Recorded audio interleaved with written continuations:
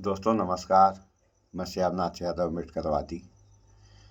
पहले थोड़ा ये समाचार आप लोग देख सुन लें, उसके बाद फिर बात हो। 14 के बाद से जजेस आर अंडर थ्रेट। क्या supreme court is under threat? The Hindu के एक लेख ने देश में इस समय तहलका मचा दिया है। दरअसल एक समय ऐसा होता था जब अखबार का एक एक आर्टिकल, एक एक पन्ना, संपादकीय कॉलम सत्ता हिलाने की क्षमता रखता था। लेकिन अब वो इतिहास हो गया है। सत्ता के आगे मीडिया की चापलूसी दिन ब दिन हद पार करती चली जा रही है। तो वहीं द हिंदू ने मोदी के कार्यकाल में किस तरह से चीफ जस्टिस लोधा से लेकर के रमना तक सुप्रीम कोर्ट का रुख और रवैया बदला है, उसके ऊपर से एक तरह से पर्दा हटाया। दरअसल ऐसे कई मामले हैं लिस्ट बहुत लंबी है मामलों की, जहां सुप्रीम कोर्ट के फैसले पर गंभीर सवाल उठाया गया।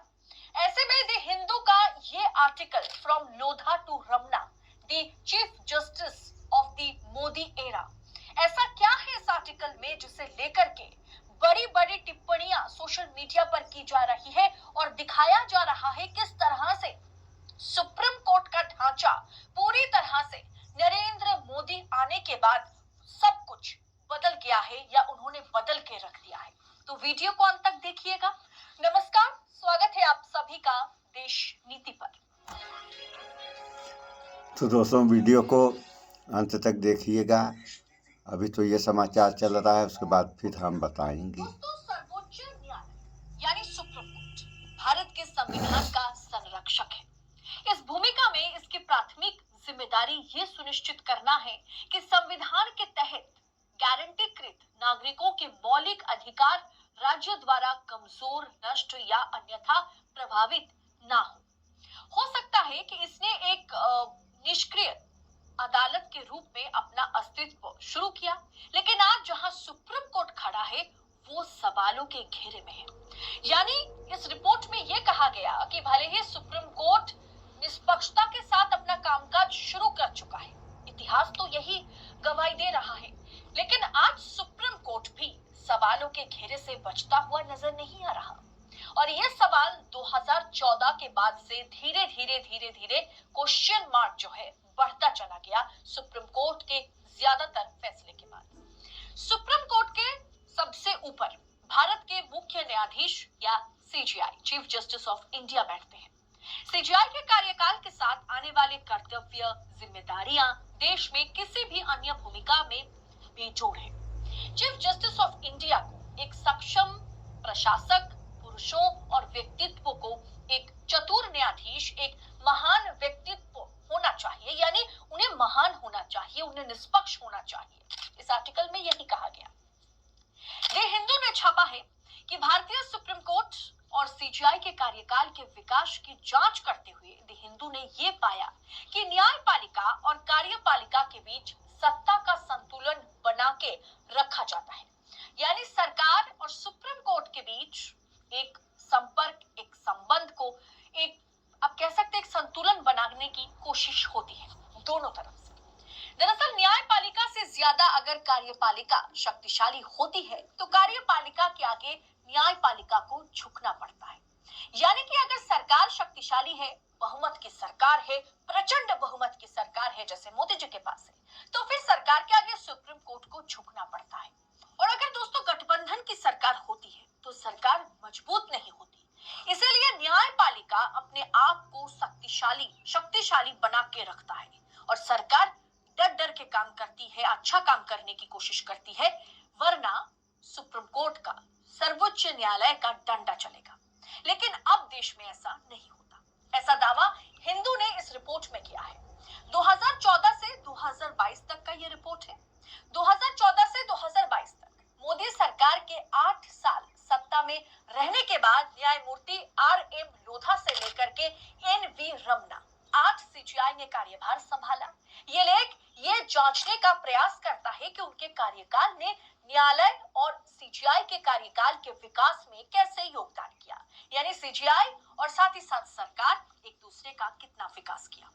2014 में मोदी सरकार के पहली बार सत्ता में आने के ठीक पहले सीजीआई जस्टिस पी सदाशिवम थे, जिन्होंने तुरंत अपने पद से इस्तीफा दे दिया था, जिसके बारे में कोई जानकारी बाहर नहीं आई थी।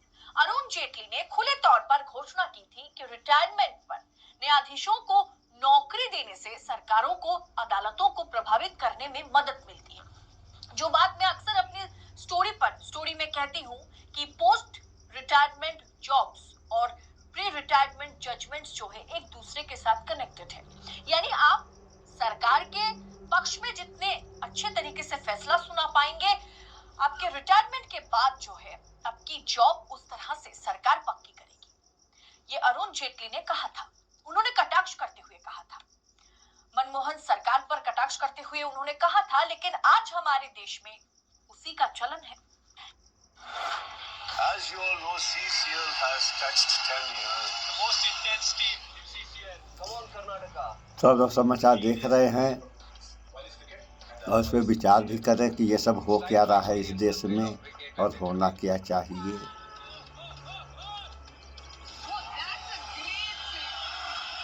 यानी न्यायपालिका में जो रिक्रूटमेंट होती है, कौन जस्टिस रहे, कौन बार बेंच का मेंबर बनेगा, क्या कौन किस पद पर रहेगा, ये 2014 से पहले केवल और केवल सुप्रीम कोर्ट के हाथों में या चीफ जस्टिस के हाथों में होता था। लेकिन मोदी सरकार आते ही उसे तुरंत बदल दिया गया। अरुण जेटली ने कहा कि अब इस नियुक्ति में सरकार की भी दखलंदाजी जरूरी है और खेल यहीं से शुरू होता है। Chief justice of India Lodha के साथ सरकार का पहला टकराव गोपाल सुब्रमण्यम को लेकर के हुआ था। गोपाल सुब्रमण्यम की नियुक्ति को सरकार ने अस्वीकार कर दिया था। इसके बाद भारतीय क्रिकेट कंट्रोल बोर्ड में सुधारों पर अपनी रिपोर्ट के लिए जस्टिस लोधा एक घरेलू नाम बन गए थे। विडंबना यह है कि उनकी रिपोर्ट को बाद में उसी न्यायालय ने पूरी तरह से कमजोर कर दिया था, जिसने पहली बार में सुधारों की सिफारिश करने के लिए सीमित नियुक्त की थी। लेकिन ये कोई बड़ा टकराव नहीं था। न्यायमूर्ति एच.एल. दत्तू के नेतृत्व में उन्होंने न्यायमूर्ति लोधा के बाद सीजीआई के रूप में कार्यभार संभाला। कार्यपालिका और न्यायपालिका के बीच पहला टकराव जो है, एकदम आप कह सकते हैं कि भयंकर टकराव जो है, वो एच.एल. दत्तू के कार्यकाल में ही हुआ था। मामला the national judicial appointments commission यानी एनजेएसी को लेकर के था। एनजेएसी अधिनियम की वैधता से संबंधित था, जिसे 5 न्यायाधीशों की पीठ के पास भेजा गया था मोदी जी सत्ता में आने के बाद जस्टिस दत्तू के कार्यकाल में। और ये बहस जो थी ना, वो बहुत गर्मा गई थी। न्यायपालिका अपनी जमीन पर कायम रहना चाहती थी और वो विजय हुई भी थी। वहीं पर एनजेएसी अधिनियम को समाप्त कर दिया गया था, यानी सरकार के मुंह पर तमाचा। जबकि कोलेजियम न्यायिक नियुक्ति की एक मनमानी, गुप्त और अलोकतांत्रिक प्रक्रिया माना जाता है। लेकिन कोर्ट और सरकार के बीच न्यायपालिका में नियुक्ति को लेकर के बहस तब से शुरू हो गई, जिसके बाद फिर से जस्टिस बदले गए। टी.एस. ठाकुर सीजीआई बने और वो आखिरी चीफ जस्टिस थे जिन्होंने न्यायपालिका में नियुक्ति को लेकर के सरकार से बहस करने की हिम्मत दिखाई थी। दरअसल वही एक आखिरी जस्टिस थे जो सरकार की आंखों में आंख डालकर सत्ता से सवाल पूछ पाते थे या उनके किसी भी फैसले को पलटने की क्षमता रखते थे। अगर न्यायपालिका में सरकारी सिफारिश के जरिए नियुक्तियां होंगी तो न्यायपालिका और निष्पक्ष नहीं रह सकता, ऐसा उन्होंने कहा था। इसी की लड़ाई उस समय चीफ जस्टिस लड़ रहे थे। उन्होंने national judicial data grade rolling की स्थापना की, जो आज न्यायिक प्रणाली के सभी स्तरों को जोड़ता है और वादियों को सूचित करता है कि एक अब कह सकते हैं कि क्या करना है क्या नहीं करना है। लेकिन ये सुधार एक विवाद का विषय बन गया था, जिसके बाद उच्च न्यायालयों में न्यायाधीशों के लगभग 20 जस्टिस को जो है ट्रांसफर कर दिया गया था। इतने बड़े पैमाने पर तबादला का घटना जो है सामने आया था कि न्यायाधीश वो नहीं रहे। उसके बाद चीजें पूरी तरह से बदल गई। सिख समुदाय से भारत के पहले जस्टिस जे.एस. खैर का 8 महीने से भी कम समय का कार्यकाल था, जिसमें वे निजता के अधिकार और 3 तलाक के फैसलों सहित कई ऐतिहासिक फैसलों के पक्षकार थे। यानी पूरी तरह से चीफ जस्टिस, सुप्रीम कोर्ट, न्यायपालिका अब धीरे धीरे सरकार के पाले में चला जाता हुआ नजर आ रहा था। जस्टिस खैर के कार्यकाल ने सुप्रीम कोर्ट पर तमाम तरह के आरोप लगाते रहे। सुप्रीम कोर्ट की पारदर्शिता, निष्पक्षता की कमी पर बहस छिड़ गई। सीजेआई जस्टिस रंजन गोगोई का कार्यकाल विवादों में घिर के रहा। राम मंदिर, बाबरी मस्जिद की सुनवाई के दौरान सुप्रीम कोर्ट पर पक्षपात का आरोप लगा। बाद में फैसले ने हिंदू पक्ष को खुश कर दिया और मुस्लिम समुदाय को मायूस कर दिया। जहां राम मंदिर विवाद का फैसला देश की एकता की मिसाल बन सकती थी, ये वर्डिक्ट देश में आज जो हिंदू मुसलमान में नफरत चल रहा है उसे खत्म कर सकता था, लेकिन ऐसा नहीं हुआ। और आज देखिए भव्य राम मंदिर भी तैयार है। फिर रंजन गोगोई की राज्यसभा में एंट्री होती है और अरुण जेटली ने जो कहा था कि एक जज प्री रिटायरमेंट जो जजमेंट देते हैं उसी से तय होता है कि उनका पोस्ट रिटायरमेंट जिंदगी किस तरह से बीतेगी। देखिए, रंजन गोगोई ने पेगासस पर नरेंद्र मोदी को क्लीन चिट दी। रंजन गोगोई ने राम मंदिर का फैसला हिंदू पक्ष के लिए सुनाया, जिसके बाद उन्हें आराम से राज्यसभा की टिकट दे दी गई। तो जाहिर सी बात है उनके तमाम फैसले विवादों में घिर गया, सवालों के घेरे में आ गया। इसके बाद एन.वी. रमना का कार्यकाल कभी कार्यपालिका के पक्ष में तो कभी कार्यपालिका के खिलाफ या उन पर सवाल उठाता हुआ नजर आया। रमना जनता से जुड़ने वाले जस्टिस रहे।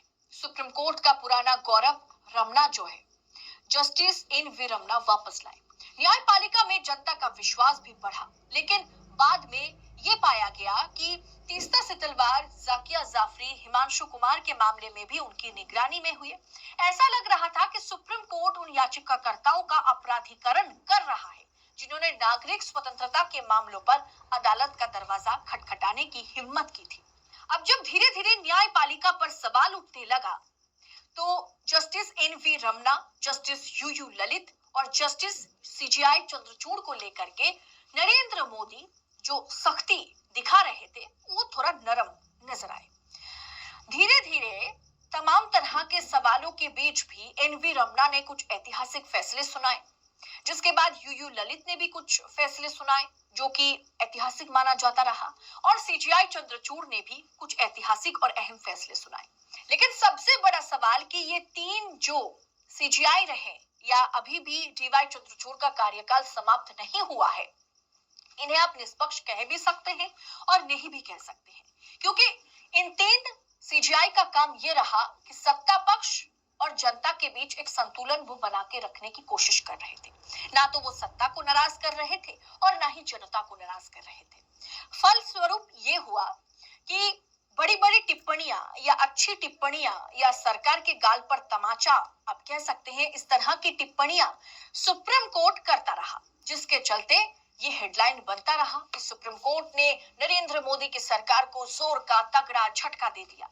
लेकिन पीछे के दरवाजे से सुप्रीम कोर्ट के इन तमाम जजेस ने वो रास्ता खोल के रखा जिसके जरिए सुप्रीम कोर्ट के फैसले को पलट करके नरेंद्र मोदी की सरकार अपना कानून जो है उसे लागू कर सके। और यही है कि आज सुप्रीम कोर्ट स्वतंत्र तो है, लेकिन सुप्रीम कोर्ट के हर एक फैसले को बदलने की क्षमता जो है वो सरकार रखती है। 2014 से पहले तक नरेंद्र मोदी के फैसले को पलटने की क्षमता सुप्रीम कोर्ट रखा करता था, और आज सुप्रीम कोर्ट के हर एक फैसले को बदलने की क्षमता सरकार रखती है। और इसी तरह से धीरे धीरे 2014 के बाद से न्यायपालिका, सुप्रीम कोर्ट, अदालतें, जजेस सब जो है सवालों के घेरे में आ गए हैं, और धीरे धीरे ये पूरी की पूरी जो एक स्वतंत्र प्रक्रिया हुआ करती थी वो कहीं ना कहीं बदल गया है। इस पूरे विषय पर आपकी राय क्या है? किस तरह से इस रिपोर्ट में तो सुन लिया आप लोगों ने। इसीलिए नारा दिया गया, अब की बार 100 पार, अब की बार 400 पार। तो अब की बार 400 पार हो गया तो यह एकाधिकार हो जाएगा। एकाधिकार आप लोग समझ ही रहे हैं, एक आदमी का अधिकार। अगर एक आदमी का अधिकार हो गया इस देश में, तो फिर इस 140 करोड़ जो आबादी है इसका क्या होगा। और सुप्रीम कोर्ट जनता का जिसके ऊपर सबसे बड़ा भरोसा है, उसका फैसला अगर सरकार बदल दे तब क्या होगा इस पे विचार करें आप लोग। इस वीडियो में इतना ही। स्वच्छता अपनाएं, शुद्ध खाएं, स्वस्थ रहें, शिक्षित बने। जय विज्ञान, जय संविधान। नमस्कार।